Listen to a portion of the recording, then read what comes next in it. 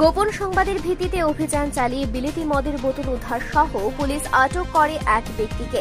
পুলিশের হাতে আটক ব্যক্তির নাম হানিফ মিয়া। শুক্রবার বিকেল ৫টা নাগাদ গোপন সংবাদের ভিত্তিতে অভিযান চলে বিলুনিয়া থানাধীন সারাসীমা শিকারি পাড়া এলাকার হানিফ মিয়ার বাড়িতে। বিলুনিয়া থানার পুলিশ এবং ৪৫ নং বিএসএফ এর যৌথ উদ্যোগে এই অভিযান চালিয়ে বাড়িতে তল্লাশি শুরু করে পুলিশ এবং বিএসএফ এর জওয়ানরা। তল্লাশি চালিয়ে পুলিশ হানিফ মিয়ার ঘর থেকে বিলেতি মদের কার্টন উদ্ধার করে, পাশাপাশি বাড়ির মালিক হানিফ মিয়াকে আটক করে। এরপর পুলিশ উদ্ধারকৃত বিলেতি মদ সহ হানিফ মিয়াকে নিয়ে আসে বিলুনিয়া থানাতে। মোট ৯৫টি বিলেতি মদের বোতল উদ্ধার করে পুলিশ। জানা যায়, বাংলাদেশে পাচারের উদ্দেশ্যে এই বিলেতি মদের বোতল অবৈধভাবে মজুত করে রাখে হানিফ মিয়া। পুলিশ এনডিপিএস অ্যাক্টের মামলার ধারা নিয়ে হানিফ মিয়াকে গ্রেফতার করে তদন্ত শুরু করেছে।